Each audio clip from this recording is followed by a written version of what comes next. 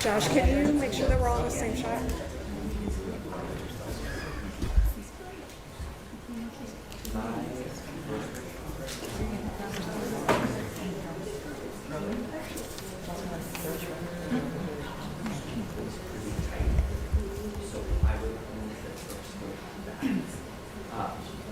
So that they can be in that type of shop and still get this. All the folks agree with great. In between where you want. No. Better? Yes, sir. I can't see all of my current frames. Can you maybe stack them? Perfect. How are we? Okay, how's that look?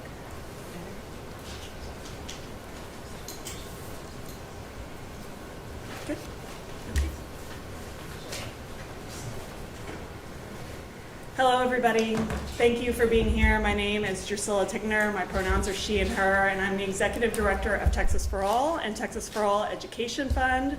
Together, we make up a statewide coalition of 21 progressive organizations that believe that Texas should work for all of us, no matter who we are or where we live.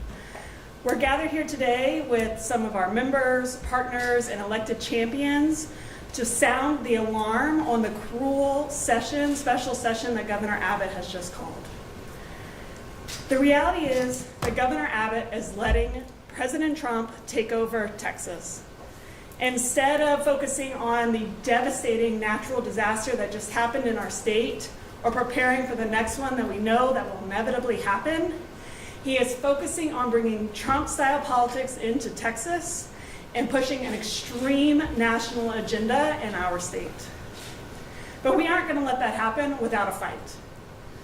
The folks that are here today, we represent different issue areas, we represent different constituencies, we represent different organizations, but we have one thing in common, and that is that we are not going to let Governor Abbott, President Trump, or anyone else steal our rights from us. We want to make one thing very clear, and that is Texans deserve leaders who will put us first and who will not bend the knee to Donald Trump or anyone else at the national level. So with that, I want to pass it on to somebody who is has lots of experience at fighting back at the national level and against Donald Trump specifically, and that is Congressman Greg Casar. Let's go. Thank you, Drew. Good morning, I'm Greg Casar. I'm proud to represent the heart of Texas in the United States Congress. I'm chairman of the Progressive Caucus in the U.S. House. I'm so grateful to be surrounded by these great leaders here from Texas, from our elected representatives here in the House to community leaders that care for everyday Texans so very much. We're here today because Donald Trump just signed into law the biggest transfer of wealth from working class Texans to the ultra rich in living history. Donald Trump just signed into law a bill to kick millions of Americans off of their health care. And Trump has no plan for winning the midterm elections. Instead, he has a plan for rigging those midterm elections. Trump's plan is to demand that Greg Abbott and Texas Republicans bend the knee and give him total control over the maps here in Texas that are supposed to protect voters' rights. He wants Texans to give up their power to elect their own representatives so that Trump himself can avoid any accountability in the upcoming elections. Whether you're conservative, liberal, or right up the middle, you should have the opportunity to pick your politicians, not the other way around. What Trump is trying to do here with our already illegally and extremely racially gerrymandered maps in Texas is to put racial gerrymandering on steroids, disenfranchising millions of working class Texans and communities of color, and trying to put a nail in the coffin of the Voting Rights Act. Trump has already taken us back to pre-1965 when it comes to Medicaid. Now he wants us to go pre-1965 as it relates to voting rights. So the choice now is whether Greg Abbott and Texas Republicans will act like elected representatives and defend the law, defend their own districts, defend their own constituents, or whether they will just be Daddy Donald Trump's water boys.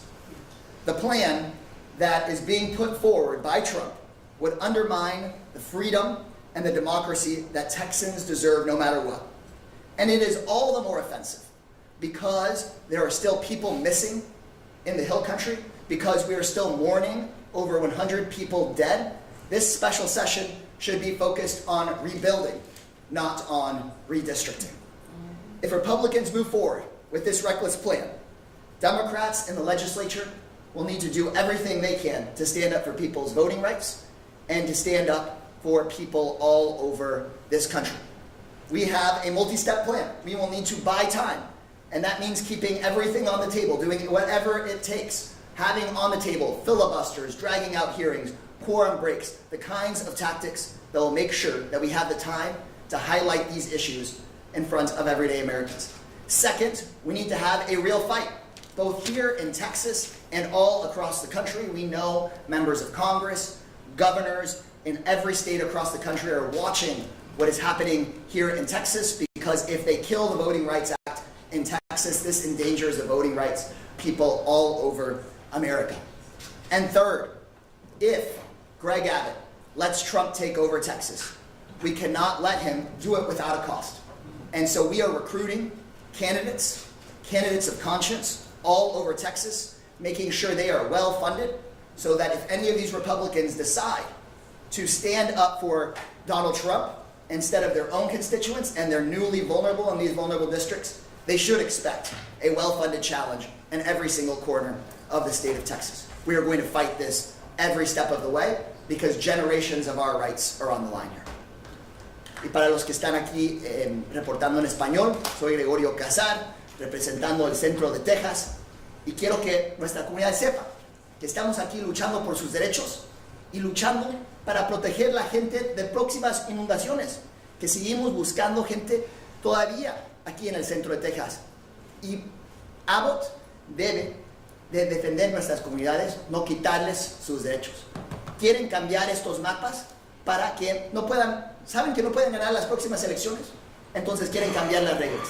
Quieren cambiar las reglas de una manera de quitarle el derecho de elegir sus propios representantes, en particular a nuestras comunidades hispanas y nuestras comunidades afroamericanas, y vamos a luchar con todo lo que tenemos para defender los derechos de la gente aquí de Texas. Thank you all very much. And next, I'm calling up Denise Palacios.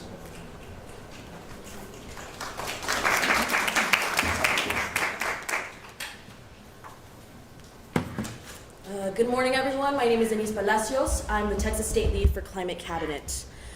This month, we have seen some of the deadliest floods in Texas history. Over 130 lives were lost, and up until this weekend, 160 were still missing. I was in Leander over the weekend volunteering, and the disaster is so much more unimaginable than anything that could be covered in the press. My heart breaks for every community, from Williamson to Kerr to Burnett to Kendall. But this isn't just happening in Texas. North Carolina, New Mexico, and New Jersey have recently experienced unprecedented 1,000-year floods, and these deaths are caused by the climate crisis, and it's long past lawmakers' ability to act. The rising waters don't care about your party affiliation, your gender, your sexuality, or your income, and neither do the countless Texans working to rebuild our state after this devastation. But as our governor calls for a special session and legislators file bills, political gerrymandering, restricting gender expression, and further restricting access to abortion seem to be the only topics at hand. And these tragedies in Central Texas should bring us together. They should move us forward to make our community safer from real threats like fires, heat waves, and floods, and not imaginary culture wars. They should be investing in improved planning and infrastructure and alert systems, building codes, emissions monitoring. Lawmakers need to take action so that we can be better prepared when the next climate catastrophe inevitably occurs. And if we don't act now, the incidence and deadliness of these climate catastrophes will only increase. Climate change is no longer this abstract concept that we can just continue to ignore. It's very literally at our doorsteps. And the stakes could not be higher. Lawmakers should be providing and prioritizing desperately needed flood relief and implementing common sense measures like disaster warning systems. But instead, it seems like some politicians care more about partisan gerrymandering than addressing the urgent needs of families whose lives are being destroyed by the climate crisis, rather than addressing the real harm they are wasting their time on these political attacks. Texas families deserve better, and I know that our lawmakers can be better. Thank you so much for your time.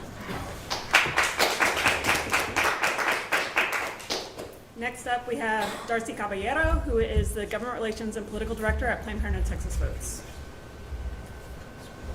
Hi everyone, again, my name is Darcy Caballero and I'm the Government Relations and Political Director at Planned Parenthood Texas Votes, and my pronouns are she and ella.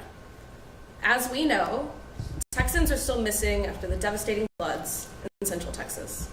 Families are still in mourning, communities are still rebuilding.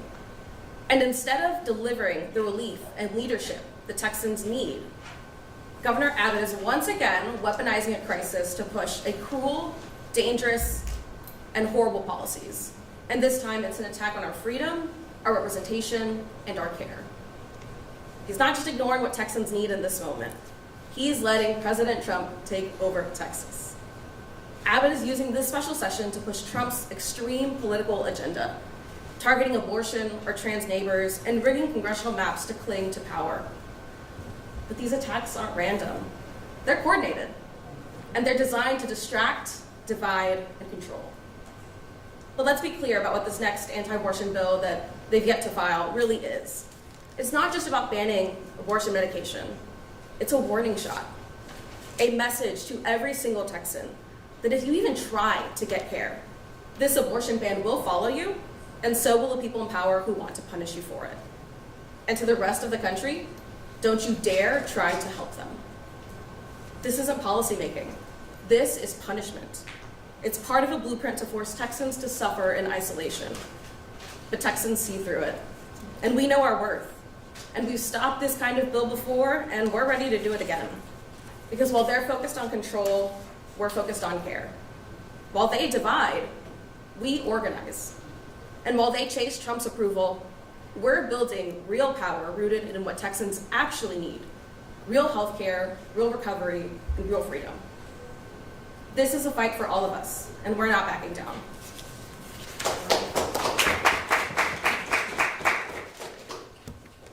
Next up, we have Emily French, who is the Policy Director for Common Cause Texas. Morning, y'all. I'm Emily E.B. French. Welcome to the first, possibly annual Donald Trump gerrymandering special session. Look, in a democracy, you're supposed to win elections with popular ideas and strong follow-through. Instead, Trump has decided to cheat. Abbott brags that he challenges the federal government's attempts to erode our Texans' rights at every opportunity. But when Trump demanded a mid-decade assault on the voting rights of Texans, Abbott folded like a cheap lawn chair. During a normal redistricting cycle, legislators would travel around the state to hold hearings. They would spend months asking Texans to describe their communities so they could theoretically map those communities together. But this Trump gerrymander is cheap and rushed. They are planning to hold hearings as of right now in only 3 cities: Houston, Austin, and Arlington. That means that they're not going to the Rio Grande Valley. 1.4 million voters live there, and this legislature is going to attempt to crack their voting power without a single request for their input. They're not going to San Antonio, which shares reps with near places like Austin and the Hill Country, but also all the way down to the RGV, all the way out to the outskirts of San Antonio, or out to the outskirts of El Paso. They're not going to Amarillo or Lubbock or Tyler. Evidently, Governor Abbott has time to listen to Trump, but he doesn't have time to listen to Texans. They can't even agree on an excuse for redrawing the maps. Abbott cited a letter from Abbott cited a letter from the Trump DOJ that said that our 2022 maps are too race conscious. Under oath in federal court, Texas GOP legislators repeatedly insisted that those same maps were totally race blind. They're doing verbal gymnastics to fit with the sorry state of redistricting in the federal courts, but just because the Trump DOJ says it's legal does not mean it's legal. Even if it were legal, that sure as hell doesn't mean it's fair, good, or right for Texans. Texans deserve fair maps. Texans deserve representatives who represent them. When there's a natural disaster, Texans call our reps for help. The people who live in the same neighborhood should be calling the same rep for help. Instead, Abbott and Trump are so afraid of their own voters that they can't even wait for the last natural disaster to be over before drawing a line right down the middle of your street. Texans deserve fair maps and a transparent process for drawing them. Anything short of that is a failure, and we're going to fight it. Thank you so much, Emily. Up next, we have Emmett Schelling, Executive Director of Transgender Education Network of Texas. Hi there. It's good to be with y'all this morning. My name is Emmett Schelling. I'm the Executive Director for TENT, as Drew said. I'm here to talk to you about a couple of pretty simple things. Distractions and scapegoating. When our state is still looking at the devastating outcome of flooding in mid-Texas, what are we doing? We're here to talk about who can use what potty. When it is cloaked in a guise of safety around explicitly women needing to feel safe without men in their bathrooms, this legislation puts me right in those bathrooms. So who is feeling safe?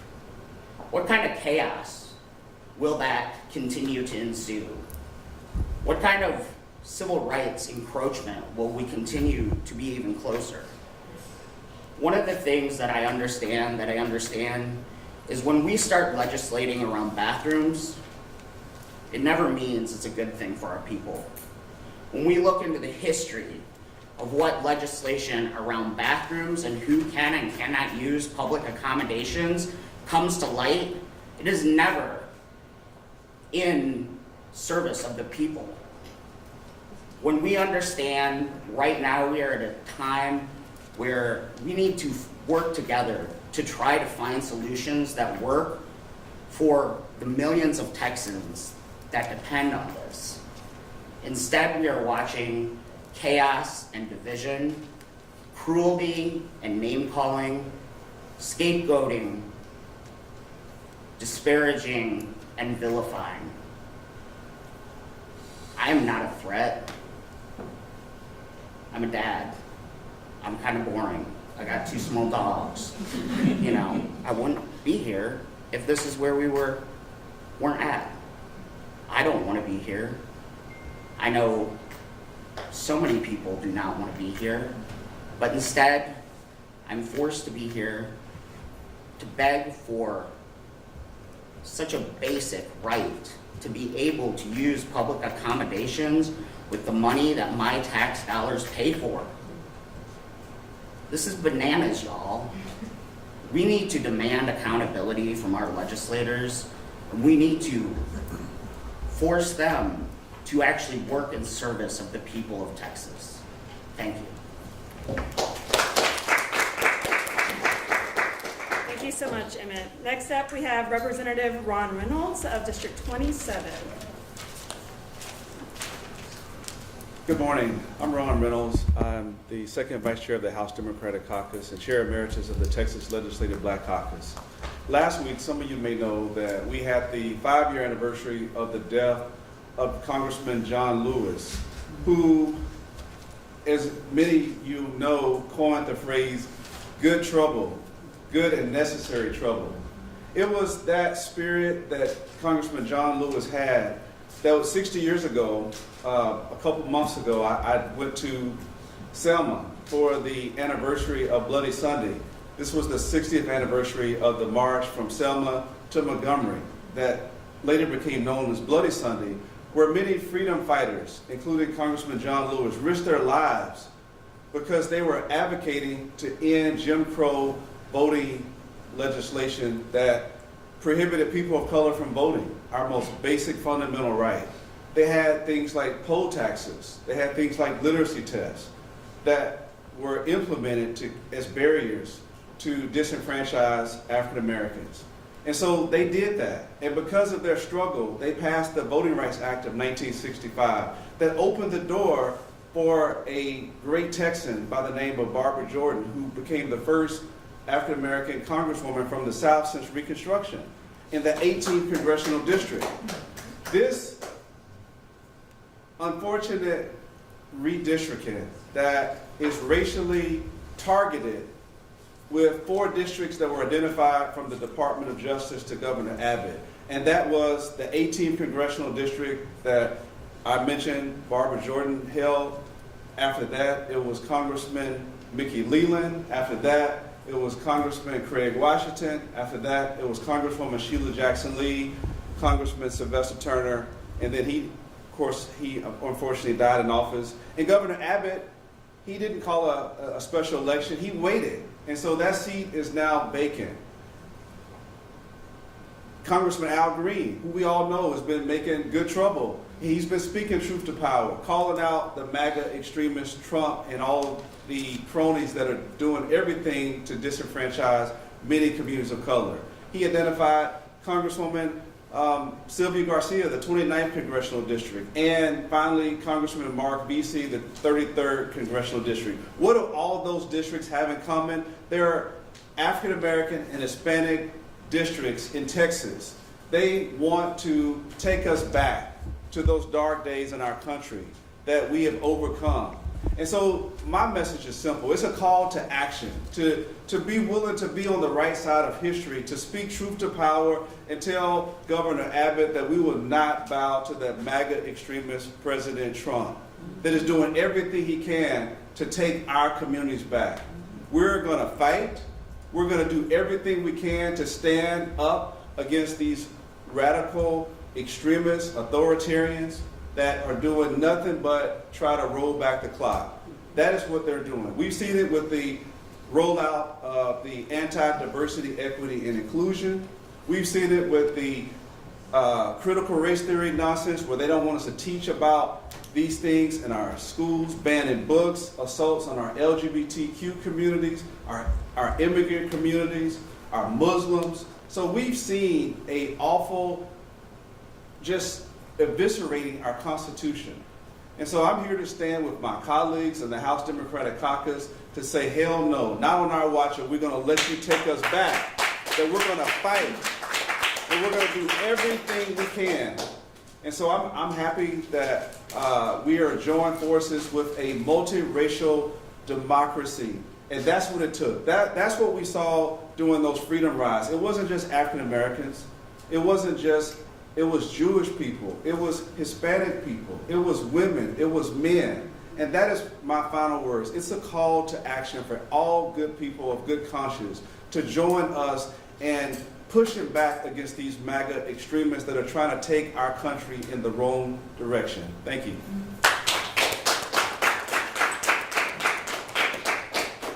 Thank you so much, Representative. Finally, we have the Chair of the House Democratic Caucus, Jean Wu. Thank you so much. My name is Jean Wu. I'm House District 137, and I'm also the current House Democratic Caucus leader, the minority leader, if you will. Democrats are here today because we had a consensus that this was the right thing to do and the right strategic move to make. Because we want to hold Governor Abbott and the Republicans accountable. We want to hold them accountable for the things they have promised. While they are still digging out bodies from riverbeds, we're meeting to talk about flood relief, disaster preparedness, and a whole lot of other stuff. But Democrats are saying that this is just a ruse, that Governor Abbott is using this tragedy, using the deaths of hundreds of Texans as the doorway to get what he wants politically. And our fear, the fear of our caucus and our members and our communities, is that the legislation and the money that is actually needed to help Texans and to prevent future disasters and to save lives will be buried. Will be buried by all of the political mess that they are pouring down. We will see what they do. We will see if they have hearings on flooding first. We will see if they bring that legislation to us first. We will see if they prioritize what Texans have actually demanded first. Or will they prioritize their politics and their shenanigans and their games. Democrats are talking, we are discussing, and we are watching. We are watching what the leadership of this state does. We are watching to see if they are going to listen to the people when they demand action, or will they serve themselves? Democrats are going to keep all options open. We will take whatever measures are necessary to protect our communities and to protect the state. Protect every person in this state. Because if the leadership of this state does not care about the lives and the safety of us and our families, if we are the only people willing to stand up against that, then so be it. But we will stand here in defending Texas, defending Texans, and defending Texas families. We will go and talk and warn everyone who is willing to listen of the danger that is coming. Not just a failure to take care of the nearly $50 billion of backlog disaster preparedness, of the myriad piles of legislation dealing with disaster readiness, climate change, and all the other things that have been ignored over the years. Not just that, but that if Republicans and Donald Trump is allowed to cheat our democracy, is allowed to cheat us without any repercussion, without even people making a peep, without any kind of resistance, then there is no hope for us anywhere in this nation. Democrats are here to not only defend Texas, we're defending America as well.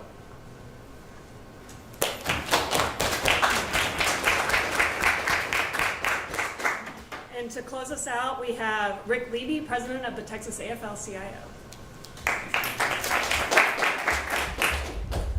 Thank you, Drew. Thank you, Chair Wu, speakers. My name is Rick Levy, and I'm the president of the Texas AFL-CIO. The AFL-CIO is a federation of unions representing over 250,000 working people in this state. We know something about fighting together for our rights. All of the issues that you've just heard about impact our members, and they impact Texas workers. And that's why we stand in solidarity with this very broad coalition, because it's going to take all of us to fight together to stop this Trump takeover. Why is this happening? We have just seen the largest transfer of wealth from working class people to billionaires in the history of the entire world with the stroke of one man's pen. We've seen healthcare coverage taken from millions of people, and Texas already, as you know, is at the very bottom of insured people.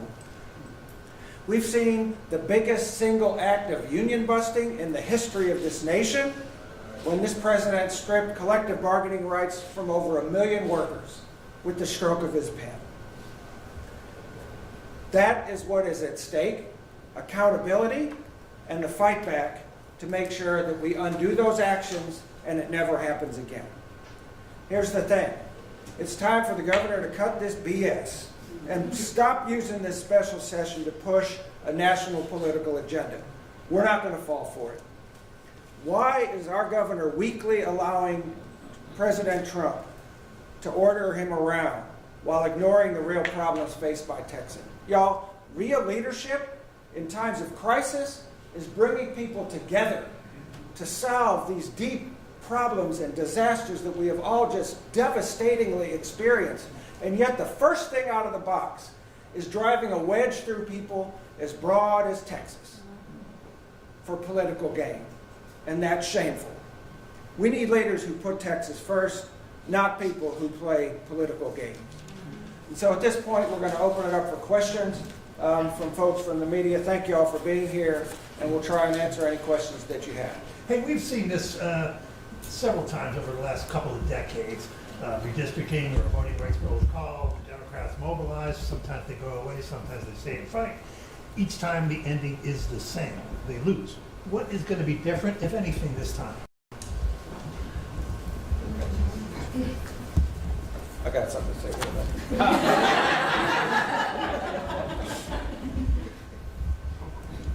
If you're asking about the idea that Republicans continuously use our system, use our political system for their benefit, to their personal benefit, so they can take care of their friends, take care of their donors and all this stuff, yes, they continuously do that. And Democrats have been here every step of the way trying to stop them, trying to make sure that the people's voice, the voices of working class people around the state get heard. We will fight that fight just the same. And if you're saying that, you know, what of it? Why bother fighting? They're going to win anyways.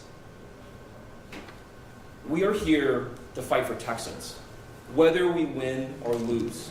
No matter what happens, Democrats are here to fight for Texans, fight for Texas families, fight for working class people across the state, no matter if they're Democrats or Republicans or nothing at all. We all deserve to have a voice, and a voice that represents our community, and a voice that understands the community. And it's not just about redistricting.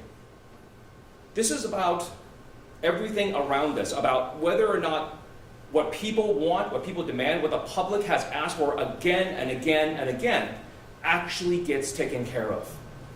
And we are trying our best to hold them to account, to hold them, the leadership that has been in control of this state for nearly 30 years. And yet every time we come into session, the school system is failing, the road system is failing, the grid is failing, water system is failing. At some point, voters are going to hold them account. And voters are now seeing not only what the Texas legislature and the Republicans have done there, they have seen what Donald Trump has done. They have seen these incredibly unpopular actions again and again, firing hundreds of thousands of veterans, slashing the NIH, slashing the Weather Service, cutting Medicaid and Social Security, doing all these things. 800,000 Texans are going to lose their health care. 200,000 Texans are going to starve. And not only that, once again, we are dealing with a preventable tragedy. Preventable like the deaths from the winter freeze, preventable like the deaths from Hurricane Beryl, all preventable if our leadership actually took action and took care of things instead of playing political games. We have to be here. If we are not here to speak against this and to fight against it, who else is going to do? It's not going to be Republicans. If there were a quorum break, given that the Department of Justice is now run by Pam Bondi and the Trump administration, is there concern that they could, because the Texas legislature doesn't finish the redrawing themselves, that they could actually use their power to force a map upon Texas? We haven't really seen that happen before, but it seems like there's completely different rules right now happening in the Justice Department. So Trump just telling a state to use a map, which would be completely unconstitutional and against all known election law that I know of, would not be out of character for that. Because this is where we are in our history right now. Right? This is not normal shenanigans. This is not a normal power play. This is a president of the United States who does not care about what the law is, does not give a crap what's in the Constitution, and a political leadership that is unwilling to say no. This is what they're doing right now is wildly unpopular on their side. But because Donald Trump said it, no one wants to speak against it, and Greg Abbott is too scared to say no. And Chairman, if I may, both to your question and to yours, because you've been covering this a while, this time is very different for a variety of reasons. One, as you just pointed out, Texans aren't asking for it. I could not have more differences with Tom DeLay, but he was a Texan. And Texas members of Congress were unfortunately pushing that illegal racial gerrymander back in the day. In this case, Texas Democrats and Texas Republicans in Congress all oppose this plan. It's just that the Texas Republicans in Congress are too chicken to say it on the record. And I know they've said it off the record to everybody here. That is different. Second, since Donald Trump is ordering this for his own national purposes, this is a moment in which Trump's numbers are in the toilet. And to your question, Trump's overreach is deeply disturbing even to conservative Americans, which is why Trump's numbers are in the toilet not just on the economy, but on immigration of all issues. Because Pam Bondi going out there saying that she's not going to do basic things that they promised, like release the Epstein files, while ordering the arrest of elected officials, is deeply disturbing even to Texas conservative voters. So Trump's numbers are in the toilet, and it's all about Trump. But Republicans here in the House, Republicans in the United States House, this does not accrue to their benefit. This is different than other redistrictings where that may have been the case. Third, as it relates to the Voting Rights Act, in the past, Republican officials, although they violated the Voting Rights Act every time, if we read it as it was written in '65, they've at least pretended to care about it. In this case, if they come for 4 or 5, what you all call Democratic seats, there's not 4 or 5 Democratic seats in Texas. They are communities of color voting for the elected officials of their choice. If they come for 2, 3, 4, or 5, the level of violation of the Voting Rights Act is something unlike you've seen in any of those prior redistrictings. And then finally, there is national attention on this that did not exist in any of those other redistrictings. You did not have governors of other states starting to say that they are going to impose a cost on Trump and Texas Republicans if they go along with their plan. And I think it's very important that we recognize this is about Texans' voting rights being suppressed, but if governors of other states allow that to go unchecked, that will spread like wildfire across the country. None of those conditions existed during prior redistrictings, which makes it that much more important for Democrats to fight this in Texas and creates a real chance of us derailing Trump's plan. Question. We have a question over here. Yes, are you planning to attend today at 12 p.m.? Who's the question for? Who's the question for? Whoever can answer it. It can be This Rick is Cassar. a congressman, and we have House members here too. Yeah, I'm not. Different legislative Are you body. trying to say, are people showing up to the session today? Yes. Yeah. Yeah. Well, our House Democrat caucus, I mean, there's some people who are not here because of vacation or because they're sick, but we're here. We're here today. We're here to hold Governor Abbott, Dan Patrick, and everybody else accountable for the things that they promised. That's it. So You mentioned that every option is on the table. Is a quorum break inevitable? Every option is on the table, and Democrats are going to consistently look at the environment and see what is the smartest decision to make, and we will come to a consensus on what that decision is. That's it. It will be when we decide it is. Question on redistricting. In the past, Republicans have tried to play, different racial groups of the Democratic coalition against each other and different individuals against each other. How are you guys going to stop that? And we're going to make this the last question, and then I can help get folks individually connected with members and surrogates.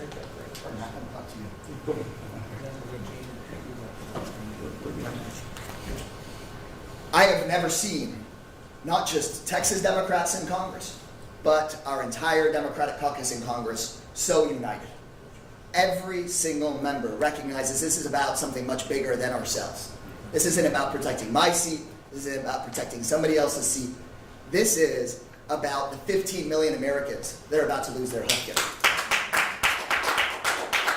This is about a president who is taking $1 million a chair to come lobby him in the White House, not in campaign money, but in personal cash to his wallet through crypto. This is about something so much bigger than ourselves, and so this is not about us getting pit against one another.